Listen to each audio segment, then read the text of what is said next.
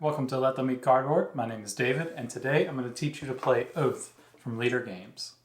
Oath is a game about the rise and fall of empires in this fantastical land.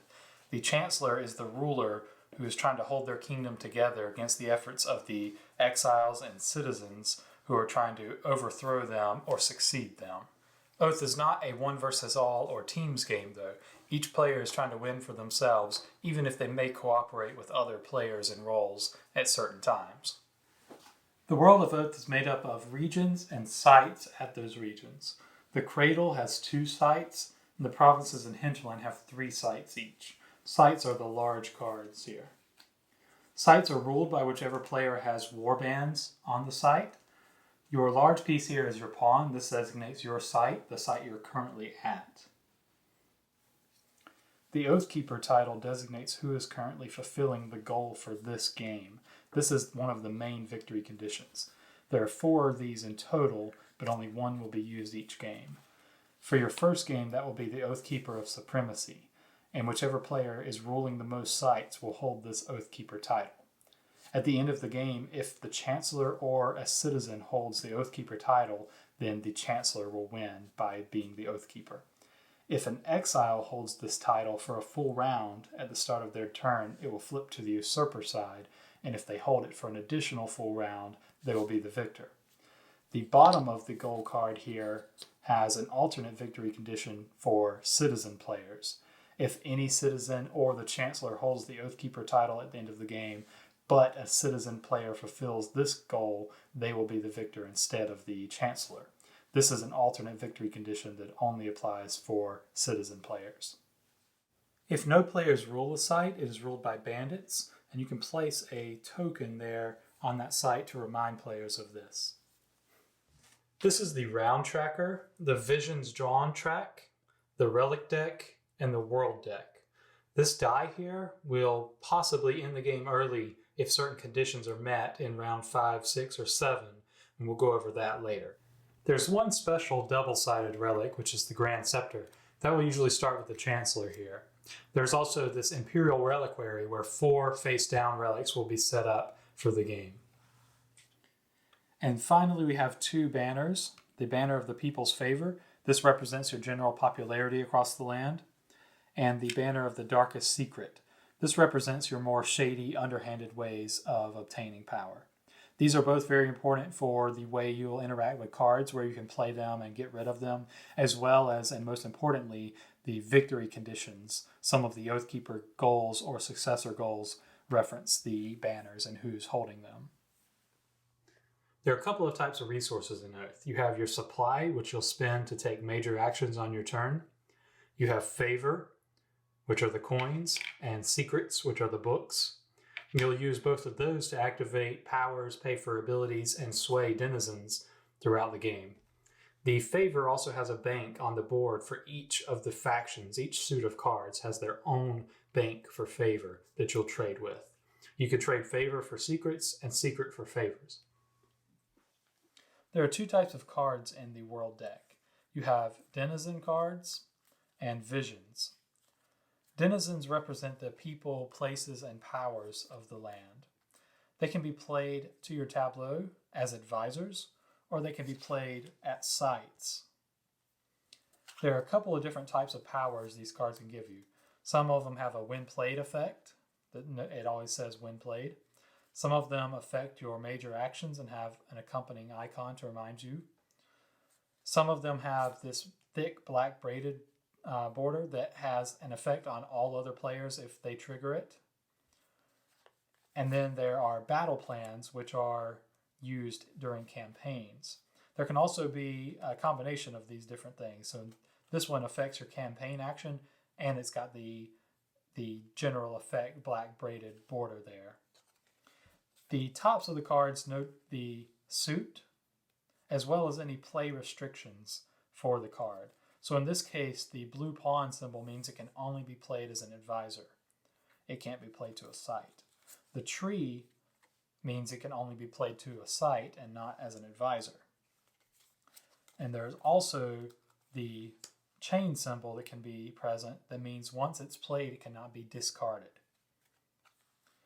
And finally, any card can be played face down as one of your advisors, and then later revealed and flipped face up and moved to the correct place or place of your choice. Some cards have a cost to use their action printed here. This one is 1 favor and 1 secret. This one is 1 favor and 1 burned favor, which means pay it back to the general supply. At the end of the round, favor is going to return to the bank of the matching suit for each card. And secrets will return to your player board. Now, cards that already have a favor or secret on them from trading or activating costs cannot have another favor or secret added, so you cannot use the ability again or use it if it's already been traded with that round. Cards that do not have a cost can still be used if they've been traded with or have secret or favor on them. There is one exception to this rule. Battle plan cards can still be activated and paid for even if they have a secret or favor on them. Vision cards are an alternate win condition for exile players only. If they fulfill the goal once revealed at the start of their turn, then they become the victor. These all match the various Oathkeeper goals, but unlike the Oathkeeper goals where only one is in play each game, these are always in the deck as long as the exile players can find it. There is one vision card that the Chancellor can play as well as the exiles, and that is the Conspiracy card. This lets you potentially steal a banner from another player or a relic. But the visions, just like the denizens, can be played face down as an advisor so that you don't reveal it, or if you're the Chancellor, you don't let the other players have access to it. The visions drawn track affects the cost of searching the world deck for new cards, and that will go up every time a vision card is drawn from here. There are also these double-sided cards, one for each suit. These are called Edifices and Ruins. These will not be in your first game, but they may come up in later games as they are added to your game and your campaign. So there are a number of ways you can win a game of Oath. The most important is the Oathkeeper's Vow that is currently in play. It may want you to roll the most sites, hold the most relics plus banners, hold the darkest secret, or hold the people's favor. Whichever player is currently fulfilling that is the Oathkeeper. If it's an exile, at the start of their next turn, it becomes an usurper title. And if they hold on to it for another round, at the start of their next turn, they become the winner. Visions offer exiles another way to win in one round instead of two, like the usurper title. These match the different Oathkeeper goals, except these are always in play every game if you find the one you need, whereas the Oathkeeper goals, only one of those will be used each game. At the end of the 5th, 6th, and 7th round, if the Oathkeeper title belongs to the Chancellor or a Citizen, you're going to check for a stable regime victory by rolling the die and seeing if the number matches or exceeds the noted number for that round. So if they hold on and keep a good grip on things, they can end the game early with a victory. If an exile joins the Empire as a citizen, then they have the chance of winning as a successor. The successor goal is at the bottom of the goal reference card for the Oathkeeper. It matches the other goal reference cards, but it won't be the same as the one in play. At any time, if the Chancellor would win, but the Citizen fulfills the successor goal, the Citizen wins instead. And finally, if you finish all 8 rounds and no one has won, you're going to go to the War Exhaustion checklist here to see who wins. In order, if the Empire holds the Oathkeeper title, then either the Chancellor or Citizen wins, depending on if the successor goal is met. Next is the Usurper title, if anyone is holding that, even if it didn't get back to them, since there's no future round. Next is the Visionary victory, same as the Usurper title, if anyone is currently fulfilling their vision goal in this order, if multiple. And then finally, the Empire wins, again checking if the successor goal has been fulfilled. At the beginning of a turn of Oath, you're going to do the Wake phase. The exile players will check to see if they have any victory conditions, such as a revealed vision that they fulfill. If they have the Oathkeeper title, it'll flip to the Usurper side. If they already had it on the Usurper side, they become the winner during this phase. And finally, all players, including the Chancellor, if they have the banner of the people's favor, will resolve the ability here. One of the major actions you can take on your turn is search. This is how you're going to search for new cards and play them to either the map or to your advisors. You can search the world deck or a discard pile in the region you're in with your pawn. The discard piles cost 2 supply to search, and the world deck has a variable cost depending on how many visions have been drawn from the world deck so far in the game. So you spend your supply, and you're going to draw 3 cards.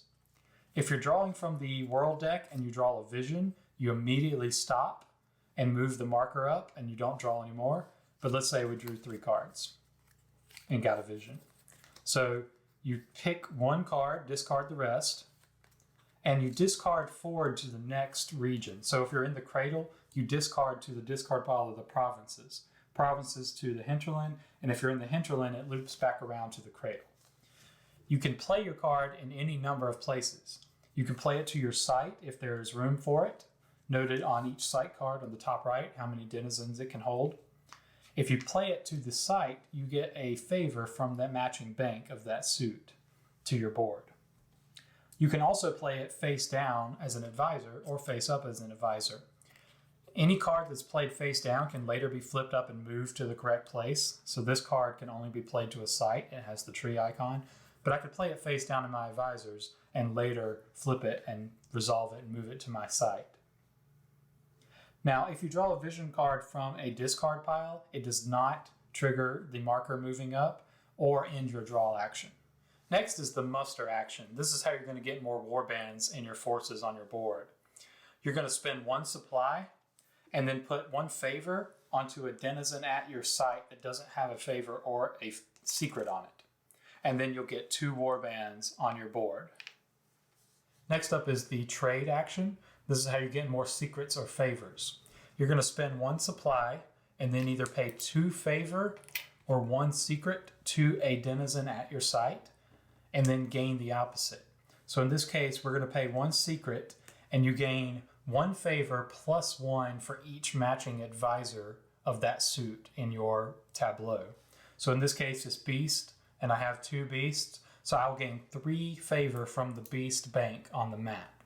If they don't have enough, then you only take as many as they have. Alternately, we could pay favor and get secrets. It's 2 favor on the card, and then you gain 1 secret for each matching advisor. You don't get the bonus 1, so in this case, it would only be 2 secrets we gain instead of 3. The next action is recover. This is how you're going to take relics or banners throughout the game. You spend 1 supply, and then if you're taking a relic, you pay the cost noted at the bottom right of the site card. In this case, it's burn 2 favor, so you put that in the general supply.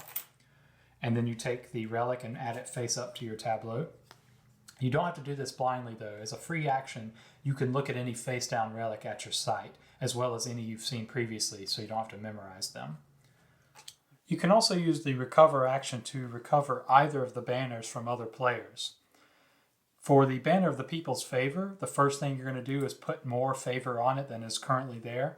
So there are 3. We're going to put 4. You can overpay to make it harder for other players to take. Then you're going to take the previous favor and add it back to the banks 1 at a time, left to right, starting at any bank of your choice. If you get to the nomad, you'll wrap around back to discord. Then you will take the banner. Make sure it is not on the mob side. If it's on the mob side, flip it back to the normal side. And then for the banner of the darkest secret, you're going to put more secrets on there than was previously there. You're going to take 1 of these secrets that were already there for yourself and then give the rest back to the player that was previously holding the banner.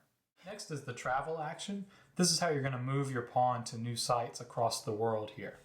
The cost is variable based on where you're at and where you're going. So in the case of the hinterlands here, it costs 3 to move to another hinterland site, 2 to move to the provinces, and 4 to go all the way back to the cradle. But the cost in the provinces and cradles aren't the same for moving, so check the top there every time you want to move. So we're going to move to another hinterland site, so we spend 3 supply. You're going to flip the face down site cards that you land at, and then if it has a reveal effect in the top left, you're going to do that. So in this case, we add a face down relic from the relic deck to this site. And since we're here, we can go ahead and peek at it. And note that anytime the rules say your site, it means the site card your pawn is currently at. Not warbands, just your pawn. And finally, we have the campaign action. This is where you're actually going to have conflict with other players to try to take things to work towards winning the game. First, you're going to spend 2 supply and choose which player you're attacking. You can choose someone that rules your site, if they have warbands at your site, someone whose pawn is at your site, or if neither of those are there, then you can attack the bandits that rule the site. In this case, the Chancellor is going to attack the fox player. Next, you choose what you're attacking, what you're targeting of that player's. You could target any number of things, but each one you add is going to give them more defensive dice for the combat and make it harder for you to win. You can target the following things: any sites the defender rules, including other sites, their relics and banners, if their pawn is at your site, and their pawn/favor if their pawn is at your site. So in this case, the Chancellor wants the site that we're at and the relic, and since we have to fight the pawn anyways, we're going to choose the pawn in favor. So that totals up to 4 defensive dice. The top right of each component has a blue shield symbol with a number of dice, and that's how many it adds to the combat. Next up, players can use battle plans in order of attacker then defender. Battle plans are these special cards with the campaign symbol in a crown icon here. Unlike other cards, battle plans can still be used even if there's a secret or favor on it. You just pay it like normal and continue. If you're using a battle plan and it's not your turn, if you're the defender, then you pay the favor directly to the bank instead of putting it on the card. And for secrets, you flip a secret on your board to use that battle plan if it requires a secret payment. Bandits will always use all battle plans at the sites they rule that don't have a cost. Next, we're going to roll the defender's dice and add up their total. So we rolled 3 shields and 1 times 2. That gives us a total of 6. Then we're going to add up the warbands at the targeted sites plus the warbands on the defender's board if their pawn is at the site or any site you targeted. So in this case, they have a warband on the site and 1 warband on their board. That gives a total of 8. The attacker gets to roll the number of dice equal to how many warbands they have on their board. In this case, the Chancellor has 7, so we're going to roll 7 attack die. Okay, the first thing you're going to do is remove 1 warband for each skull shown from your board. So we lose 3 warbands immediately. We got 7 filled-in swords and 3 hollow swords. Hollow swords are worth 1/2 each, so that gives us 8. So we are currently tied 8-8. To win, the attacker must have a higher number. So the last step for the attacker is they can sacrifice additional warbands for +1 each. They cannot sacrifice more than that, though, more than they need to win. So we'll sacrifice 1. That puts us at 9, and the total we needed to beat was 8. One note, any leftover hollowed swords do not count as a half. They're just rounded off. They don't get to count. So you can't win by half a point. You have to win by a full point. Now we're going to resolve the combat. The first step is the defeated player is going to kill half of their force. For an attacker, a force is the number of warbands on their board. And for the defender, it's any warbands that contributed to the defense total. In this case, 1 on the site and 1 on the board. So they're going to kill half of those rounded down. Then any remaining warbands on the targeted sites will move back to their player's board. Next, the attacker is going to take rule of any of their targeted sites. They can move any number of warbands to that site from their board, including 0 if they don't want to take rule. Then they're going to take the relics or banners targeted, take ownership of those. Then they're going to banish the pawn and burn favor if the pawn was targeted. So for banishing, you're going to choose any site of your choice and make them travel to it, spending no supply. Then they're going to burn half of their favor rounded down, so they would lose 2 favor here. And burning means it goes back to the supply, remember that. And lastly, you'll resolve any battle plans that have an end of campaign effect.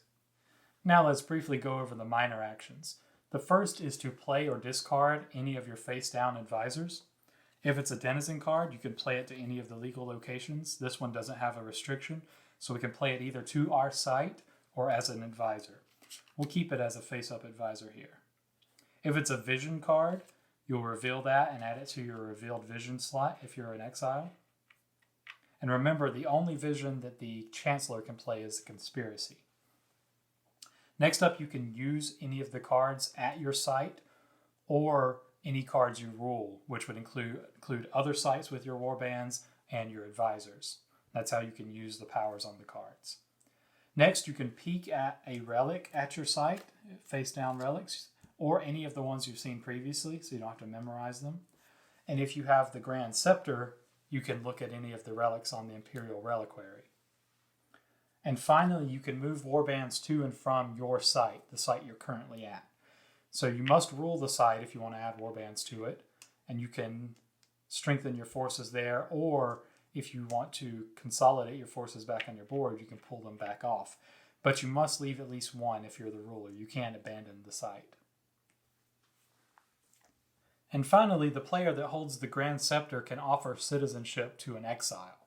This is a deal that must be accepted by the other player. This will include a mandatory relic from the Imperial Reliquary, as well as any number of sweeteners of favor, secrets, banners, or relics from the player making the offer. The Chancellor might want to do this if the exiles are just too many fires for them to put out and too many threats. The exiles might want to become a citizen because the successor victory may be easier for them to fulfill than any of the visions or holding on to the usurper title.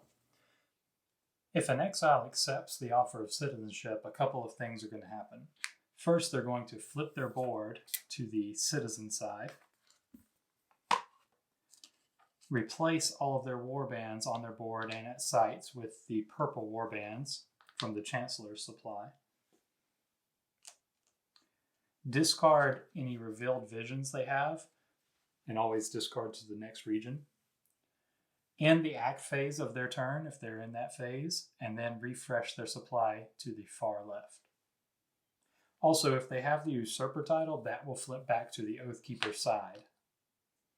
So the benefits of joining the citizenship is that they share forces and defensive values that can help one another in a campaign.